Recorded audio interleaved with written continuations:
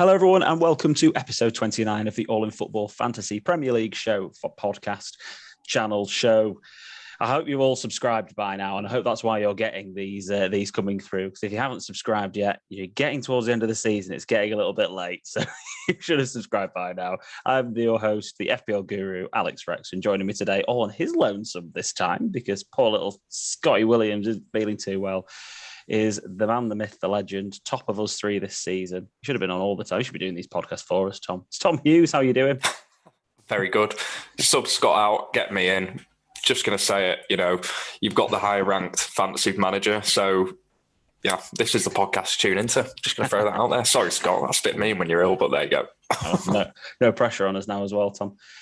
We've still got one match left of game week 34, which is Man United against Chelsea tonight. It's going to be Chelsea mauling Manchester United, so that's going to be fun. Half of our team's injured, so that's going to be hilarious, I think, for everyone who doesn't like Man United. Oh, captains have it. Oh, carry on. That's really annoying. Yeah, well, it's just so you know, the manager of the week currently so far is Cully Matheru, so that's why we're going to skip over that quickly. And we're looking at the cup competition because all three of us are going to be out, Tom, this week because you're going to get knocked out by the podcast team. At least I'm getting knocked out by myself. Yeah, it's very true. Yeah. Even though Jeff Belcher took a -12, he's still destroying me. The man can do no wrong. I've had a disaster week. 37. It's just embarrassingly bad. 41 points I've got. Obviously 37 after a -4.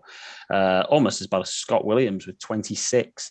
Because the scores in the cup that you're seeing here as well are the actual scores minus the points. I know it doesn't do that in the league version, but this is the actual points minus the transfers. So Jeff's beating you comfortably with the -12. Yeah, I mean, I took a -4, but still, with a -12, he's battering me still, which is pretty embarrassing.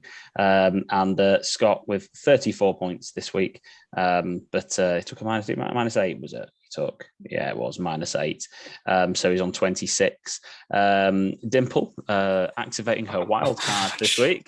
Shocking, but so much shocking behaviour of the cup this week. Unbelievable. People have been saving themselves for the cup, People have been saving themselves. And Dimple, but I have to say, I did take a quick look. And Dimple, without even wildcarding, would still be on 27 points with Reece James left to play, even though Scott would be, because Dennis is coming off the bench for him because Bernardo didn't play. So Scott will be on 31 with Mason Mount left to play, who is his captain. So if James does play tonight, which according to Tuchel, it seems like he's going to, he was featured back in training, we'll see what happens. Scott could have been knocked out anyway without Dimple wildcarding, funnily enough. So, but still, it's been a bit of a sketchy week, I think, for everyone all round in terms of fantasy points. Just the people who've had Robertson and maybe Saka and Salah that have really benefited. But we won't spend too much time on that. We've only got a short podcast this week, and I wanted to cover off a few of your questions. So the first questions that really come in are surrounding the fixtures for the rest of the season. So we have the complete picture now. Now, as a gentleman who, could describe myself as a gentleman there, who is going to bench boost in 36 and free hit in 37, I was pretty annoyed that the news came out that Man City are doubling in 36 instead of 37, because that makes it a hell of a lot easier for everyone to put out double game week players. And it also means that I think we'll be in 36. And the free hit differential's been slightly skewed. I'd have been a bit happier putting 3 City players in with double game weeks in 37 rather than trying to capitalise on a great double game week for Villa, Crystal Palace. Both of those teams potentially might be on the beach, as everyone likes to describe them as at that point in the season. Who knows? But like Everton and then potentially Leicester. I won't be too bothered about those guys, but again, we'll see. But Tom, the fixtures have fallen into place now for the rest of the season.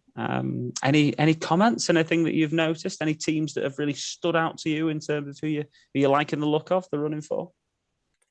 No, just going to what you just said though. That point about maybe it makes 37 slightly less attractive. I get that in terms of using the free hit then, but actually, there's another way of looking at it that you would. If you were planning for 36 and if you've got a City player or 2 City players in there and you build into that 36 double game week, you can still do that, you've still got a couple of weeks to add those City players in, take full advantage of 36. And then in 37, when there is a couple of doubles from players from teams that you might not already have in, your Villas and your Leicesters, then actually that's when your free hit becomes quite powerful, because you wouldn't have those players in otherwise, and you're not going to have the transfers to bring them in. So there's two ways of looking at it. So that's the first thing I'd say. In terms of fixtures coming up, I know they're playing rubbish, but like teams in the mid-table go through patches of form. Nobody's consistent all the way through the season. Otherwise, they wouldn't be in the middle of the table. And I think Villa have lost like 4 on the bounce, a couple of big, heavy losses in there. But their fixtures turn. They got Norwich at home, I think. Is it at home this week? Yeah, Norwich at home this week. So Norwich at home, and then Burnley, Palace, Burnley again in those doubles. So Villa look attractive. Leicester, Everton, Norwich, and Watford. So the current bottom 3. I don't think you could ask for a better little run of fixtures. So Leicester looks great. And I think a few of those games are at home. Definitely Everton, Norwich is at home. And then they've got Southampton last game of the week, last game of the season. So Leicester for me, Villa. I think outside of that, it's all the normal big teams. Liverpool, City, because they're doubling in 36. Chelsea. I'm not so keen on Arsenal, and I'm not so keen on Spurs, to be honest, but the rest of them I like the look of. Yeah, I'd agree. I think a couple of noticeable things as well are if Leicester do get through against Roma, obviously got Roma at home, then they've got Spurs in the middle of that, and then Roma away. I think for game week 35 this week, Spurs potentially being at home to Leicester in between their European semi-final first and second leg might be a very good team to target for your captaincy, because I do feel like Leicester will just put out, because they're not playing for anything in the league, and they're not going to tank Roma 4-0 tonight. So they're not that type of team. So I do think that game's a really interesting one to target. And then after that for Leicester, back-to-back double game weeks, and then Southampton at home, all attractive fixtures except for Chelsea away, because the final wouldn't be until after they played Southampton at home on the last day of the season. They'd only have 4-day turnaround. But I would also think that Brandon and Rodgers would be trying to get some rotation, trying to get some rhythm into that team. Yeah, I mean, players like Maddison might be protected because of injuries, but you know what Barnes is like when he's in form. You want to get him playing. They'll definitely be trying to get Vardy minutes. So I would be worried about the strikers, but they'll definitely want to get a more settled back 4. And I think a lot of people have been worried about what's Brendan's number 1 back 4 for players to target for defence for Leicester. I think you'll know what it is tonight. You'll know what his number 1 back 4 is tonight, because Fofana's back from injury. He's playing games regular. Most of the players seem relatively fit now. This would be his best team he'll play tonight, so you'll know who he wants to play. So that's an interesting one. The back-to-back doubles for Villa after playing Norwich. I mean, incredibly attractive team right now to get on. You know what they're like. They can deliver anything at any point. They're an inconsistent team. Exactly the point you've just made, Tom. Probably a bit of a mess, really, aren't they? Let's be honest. But Matty Cash delivered 3 double-digit hauls in 4 weeks, like a few weeks ago. Coutinho got 20 odd points in one game, didn't he? It was against Leeds, probably, wasn't it? Or was that double game week he got in? But anyway, still, he got 20 points or whatever. This is the sort of team where if you are looking to do some catching up, I think someone like Matty Cash already, definitely an option. Coutinho, absolutely an option again. Ramsey is an enabler. Yeah, fair play. And also, for some reason, Gerrard seems to always go for Watkins over Ings, which I still don't quite get, because Watkins hasn't exactly delivered a lot of goals this season. But still, I think if you're looking at Villa assets, they're great. You also, when you're looking at the rotation, everyone again gets a bit worried about City and Liverpool rotation. Liverpool they can't rotate their best players because they're going for the league. Liverpool is slightly different to City. They've got players in key positions which you can 100% rely on. They're going to play every game up until the end of the year, unless they fall out. Let's say they lose randomly a Premier League game this week. They somehow lose to Newcastle. and all of a sudden City win and the gap is a little bit bigger. And maybe then Klopp looks at it and says, right, league's probably going to be tough here and focuses on the Champions League. But even then it's unlikely. And they've got key positions which they just cannot rotate. So Absolutely. Trent, Robbo, Salah, Mane, all nailed on. And those are the kind of players you want in your team. The only variables are maybe like Diaz and Jota and stuff like that. Yeah, no, I'd agree with that. That's the thing, isn't it? It's going to take a curveball loss or drop of points by Liverpool probably to make them not play the best players all the way through. I'll come back to City in a second because I've got a question about their assets that I want to cover off. But a few other teams, for example, West Ham, they've got Frankfurt, and if they end up making the final of that Europa League, they play City the week before that final, which is the midweek. It's between 37 and 38. It's the final before the last game of the season. I mean, that for Man City, how attractive does that game look? Because West Ham are going to be resting players. They'll probably, I say resting players, they'll be giving certain players the right amount of minutes and blah, blah, blah. But think about the edge. You're not going to throw yourself into a tackle, are you, if you're one of those players that's probably going to play in the final. So anyway, whatever. I think that's a good fixture for City.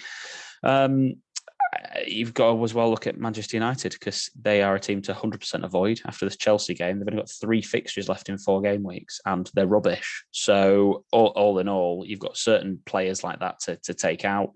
But we'll go to City. So we're talking about rotation. I was having a look at Manchester City over the last 8 game weeks. Now, within the last 8 game weeks, they have had Champions League ties. They've had FA Cup ties. It's been a congested time for them, and they've still got congestion for the rest of the season. In 8 matches, there are 5 players that have played in every single one of those games from the start. Those players are Cancelo, Laporte, De Bruyne, Rodrigo, but Rodri that is, and Ederson.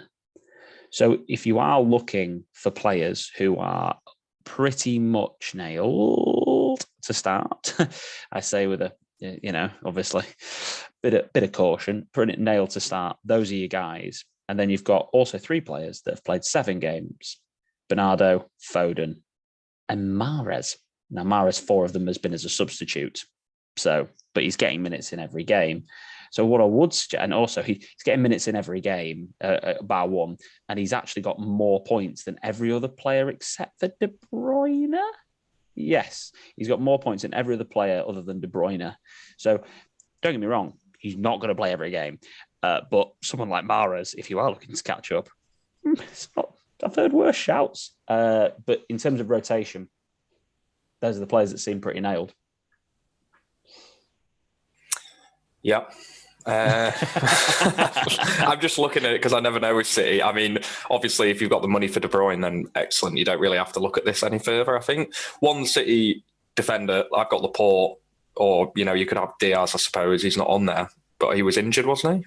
Yeah, he was injured. Very briefly. He was injured, and Stones is now injured as well. So Diaz is back. So Diaz, again, relatively. We'll get the minutes, yeah. So I think if you have a City defender and you could afford to have De Bruyne and one more rotational risk if you're going for 3 City players. I don't think many people do that.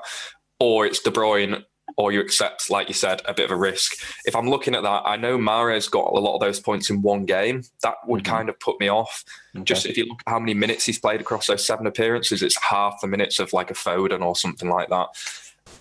Yeah. But then again, I had Foden early in the season. He's one of those players that is always around and about getting goals and getting assists, but never seems to actually get you a big haul. So yeah, it's a bit aggravating to have as well. I'm tempted with someone like Bernardo again, just because he consistently gets a goal or an assist and just ticks over points.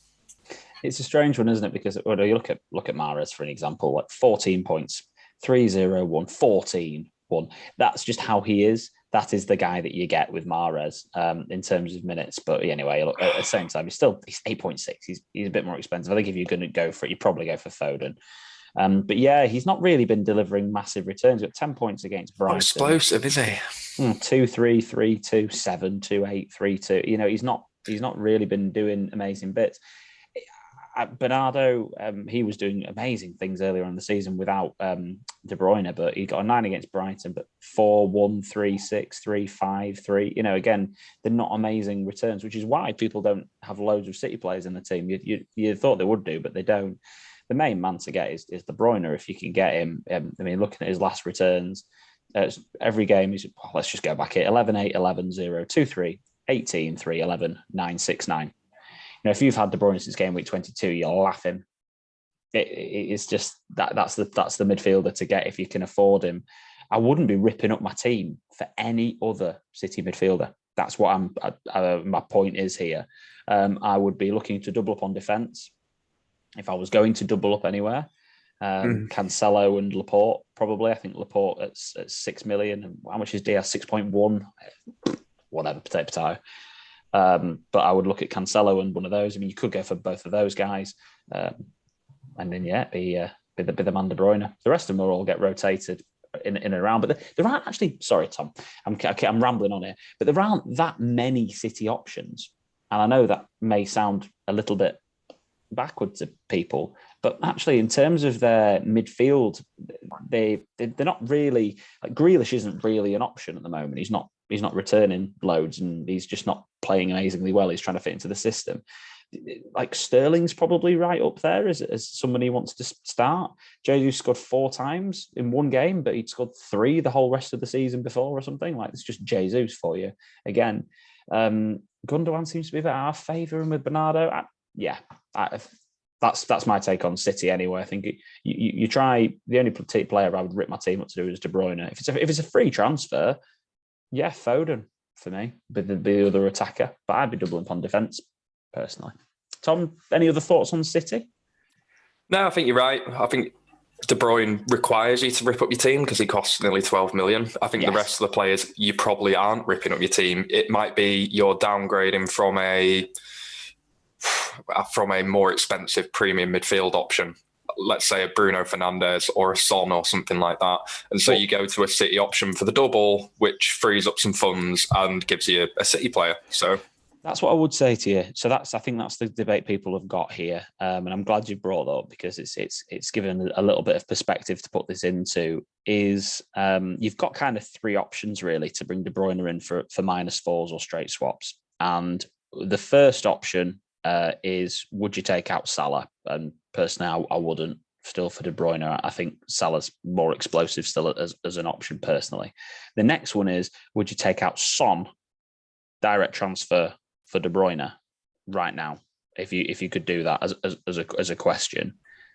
Looking at Spurs' fixtures, Leicester at home, but I think that's an attractive fixture between those Roma games. Their double is a Liverpool away, Arsenal at home. And then they've got Burnley at home and then Norwich away. But would you take Son out for De Bruyne? And then the other question, before you answer that one, is would for a -4, would you put in, for an example, a Pukki up front and then take Kane out to then put De Bruyne in for someone like Kulusevski,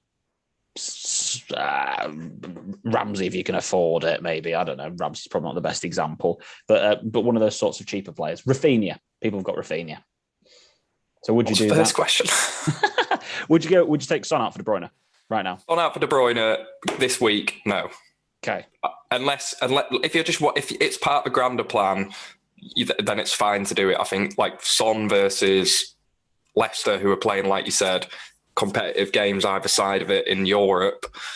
I don't love taking Son out this week. I've been thinking about it, but I don't love taking Son out this week. Equally, bringing De Bruyne in, I mean, it's a flip on those two. Who's going to do the better in those games? Probably De Bruyne. Our leads are pretty bad. But no, I don't think you need to do it this week, but I would do it next week, 100%. Cool. And I think the same answer is about the Kane question, isn't it, really? You would probably do it next week, but you wouldn't do it this week. And yeah. The only thing that gets me about the only problem is you're then doing 2 players, and so if you're moving, I don't mind Pukki this week just because Villa are so leaky. Yeah, and so it's not an awful fixture to have Pukki in. So if you have Pukki and it's Pukki and De Bruyne versus Kane and whoever your midfielder is, and without knowing who that midfielder is, I can't Yeah. Yeah, if it's Kane and Rafinha, it's probably worth it.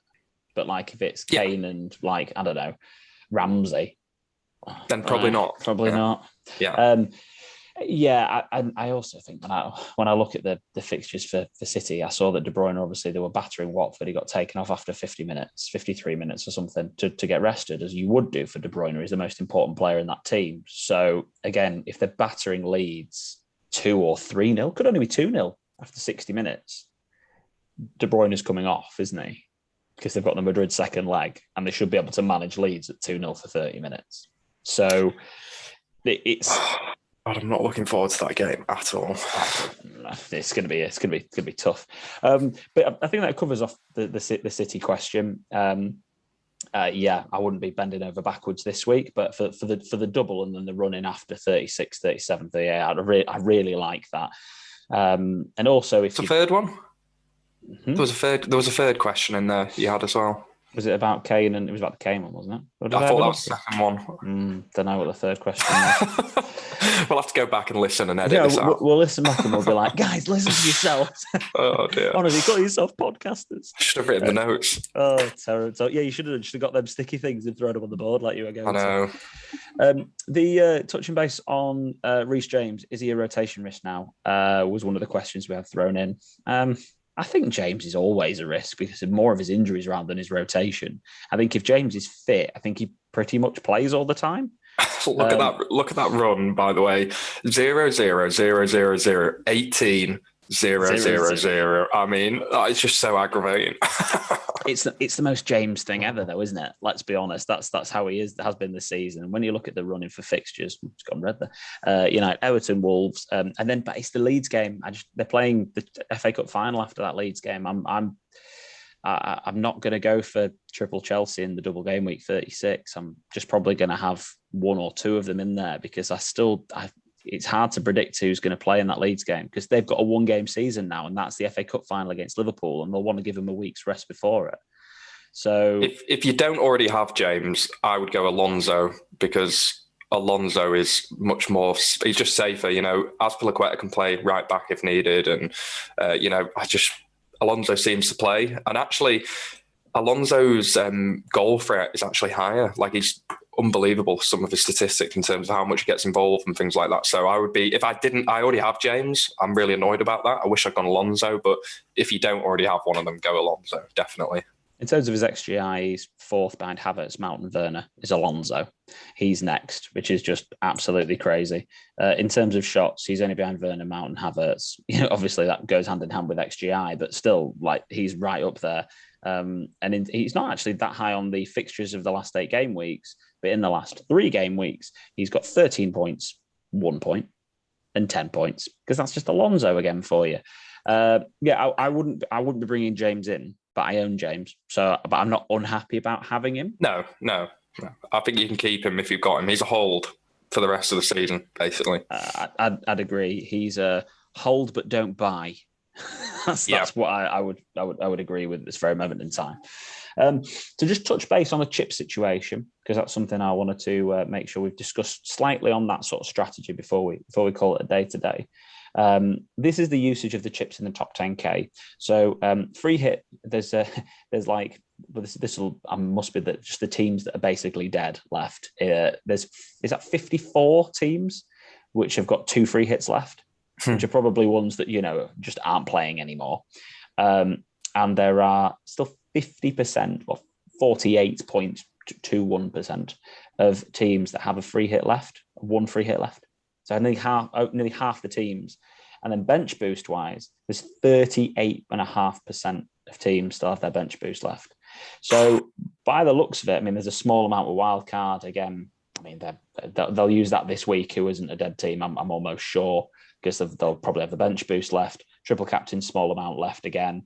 How they've not used it yet, I don't know. But again, I look at game week 36, maybe for Man City, that looks like probably the best option for a triple captaincy for the rest of the season. But bench boost, free hit, those are the ones really that people have got left in our league. And when I look at the fixtures, there we go, fixtures, it's the people who have got no chips left, you've got to be looking at you've got to be looking at Villa this week in terms of players to bring in. You know, they've got the best run of fixtures probably for the rest of the season. I'll just go on the fixture ticker on here. Leicester have got a great run, but you can probably write that Spurs game off. Then it's Villa, and then you're looking at probably someone like Everton as a team. For me personally, no chips. Yeah, Villa seem like a good team to get people in for. I'll be looking at Man City for game week 36. You know, a lot of players in our league don't have them for the final bit of the run in, and yeah, that's it's relatively straightforward for those guys. A lot of people will be bench boost if they've got the bench boost left, will bench boost in 36. So I think that if you have your bench boost left, 36 is great. If you have a free hit left, but you don't have a bench boost left, I would be really tempted to use that free hit in 36. Because when you've got, I thought about this a lot today when I was in the car, and I probably should have been ringing clients. I was thinking about the fact that if you game week 36 can be a big double game week here. It's going to be a big game week. There's a high opportunity here for people like me or you, Tom, who have bench boost left. We're going to put out 30 players that week. Somewhere between, you've got to always allow for a bit of rotation, like 28 to 30 players. And we've got that opportunity to do so. If you haven't been, you're probably looking at about 20 to 22. If you haven't got your bench boost left, a lot of people are going to be able to put 11 double game week players. That's not actually going to be the hard thing. The hard thing is optimizing those 11 players. So if I was looking at this right now, I would be a little bit scared not to have a bench boost. But if I have my free hit left, I would probably use it to optimize those 11 players in that game week. I'd be looking at making sure those 11 players were the best quality players who played twice. For an example, 100% I'd be tripling up on Manchester City assets. I'd be looking at Liverpool, for an example. I'd be making sure, hopefully, Trent and Robbo, maybe and Salah. But I'd be looking at those players there. Everton, Leicester have got a fantastic double game week. Probably looking at those guys. Chelsea, I might not even touch them because they might not have anybody play in that Leeds game. That I think in that one, I don't know, but I'd be optimizing those 11 players because you need to have 22 quality players to go up against 30. And some of us have got players on our bench that aren't that amazing, but I think if you've got a free hit left and no bench boost, it's 36 is the week rather than 37 because you can navigate 37 very easily without a free hit. And actually, the people who are free hitting in 37, and one of the reasons I'm doing it is because I'm going to go pretty left field to try and do some catching up. For example, triple Villa. It's not that left field, but triple Villa. I'm looking at Palace. Someone like Zaha and maybe Gallagher, players like that. Maybe Mateta, whoever you can put in that team to try. I mean, it's certainly Mateta. Look at the absolute horror show of strikers we've got as a choice. But Everton as well. Gordon, Richarlison. You've got to be looking at these guys.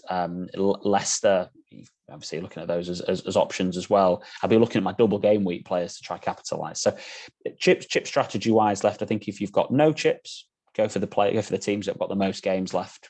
I think that's relatively straightforward and obvious. Well done, Alex. Pat yourself on the back for that top advice there. If you've got your bench boost left, use 36, obviously. Great top advice again.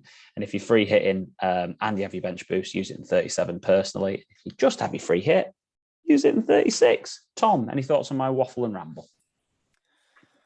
I agree with all the waffle, Alex. I agree with all the waffle. I'm glad. Look, I mean, it sums up what we've been talking about, doesn't it? There's certain teams you target. If you've got it, a lot of it depends on what chips you've got left and what your strategy is. But yeah, I can't add anything more to what we've already talked about, really. There's a few teams that stand out. Probably target those. And if you've got bench boost, like you say, it has to be played in 36. You're probably going to play free hit in 37 just because it's got the double game weeks in, so you can kind of capitalise on those. You could leave that free hit till 38, but looking at those fixtures, it's not one that jumps out about me, like Liverpool at home to Norwich, where last day of the season it could be like 9-0, and you're going to have Liverpool players anyway, so there's no value in holding it. You may as well take advantage of the doubles in 37 and take a few punts on some risky players. That's what I'll be doing as well. So definitely. I like that, and if you are like quite high up in your mini league and you've got those two chips left, I think it's a fantastic opportunity in 37 to probably just you might even use a free hit that's left, and you might only free hit like 6 different players in, but just to optimize your team, you might even just do something like that. Even if it's just 3 or 4 in that game week, maybe it's just 3 or 4 players that you don't have, have doubles that you want to bring in that you wouldn't Coutinho, have. Yeah, Cash, it's exactly what I was thinking. Villa players, maybe like Palace midfielder like Gallagher or something like that, or Mateta up front. But you just do like 3 or 4, even if it's free, and it just saves you from taking, a -4 or something like that. It's still worth just using it in 37 rather than 38. Just late ride, just enjoy the game week. Don't worry about chips. Everyone's got a good fixtures in 38 that we're going to have players from anyway, pretty much. Like -4 in the last game, in the last game, like, it doesn't make sense. No, it doesn't really, because you take a hit for a longer term. No, anyway, yeah, I completely agree with you. You take a hit to do longer term or cover a blank. So this week, let's just finish off with captaincy. So the deadline is 11 o'clock on Saturday, the 30th of April for game week 35. It's the second to last single game week of the season. So in terms of captaincy, obviously we've got Liverpool away at Newcastle.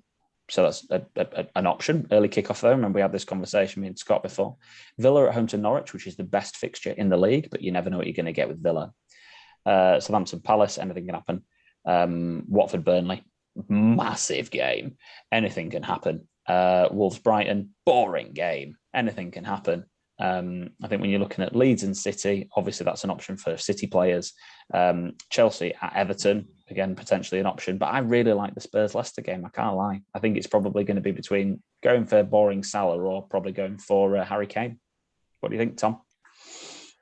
Yeah, it's very hard to move away from Salah again, but Newcastle have been quite solid. I think they've only conceded 1 in the last 4 games or something like that. It's at St James's Park. I'm not saying for a second that I think Newcastle are going to win that, but is Salah going to outscore Son or Kane? I don't know. And I absolutely hated watching the early kickoff when Spurs did absolutely nothing. But at least if I have Son captain this time, I wait until the end of Sunday to see what happens. So I suppose for me, I don't love Liverpool away at Newcastle. I do think they'll win that game, but I don't think it's going to be a colossal scoreline. I think it will be 1-0. 2-0. It's not going to be huge. And Liverpool have got so many goal scoring assets on there. The only thing I'd say is Salah looked so good the other night, and he looks like he's really back on it. So that does worry me a bit about not captaining him, but I just feel like sometimes it's easy to just put it on Salah. So if you're at the top, if you're top of your league, Salah, don't take a risk. If you're not top of your league, so us, probably somebody else. So I'll probably be looking to captain Son, to be honest. Yeah, I like it. I think that's solid advice overall, because you also never know with Newcastle. They get beat 5-1 by Spurs, but that was away. So you just don't know whether they have won the last 4. So you're right. I think it's the solid picks, pretty much Salah, and then the left field pick is going to be Kane or Son, whichever one you've got. And for anyone that does have KDB, captain him. No questions, because I love Leeds, but I know we've been better at the back, but we've been playing teams at the lower end of the table, and KDB's passing range against our defence, scary. Yeah, even with Calvin back, it's a worry. It's only his minutes that would worry me, but we'll call it a day there. And thanks for joining me today, Tom. Really appreciate your podcast this week. Don't forget to like and subscribe to our videos and channel, and also follow us on our social media platforms, On Football Pod, On Football P, on Twitter, Instagram, and TikTok. And I will speak to you soon. Take care.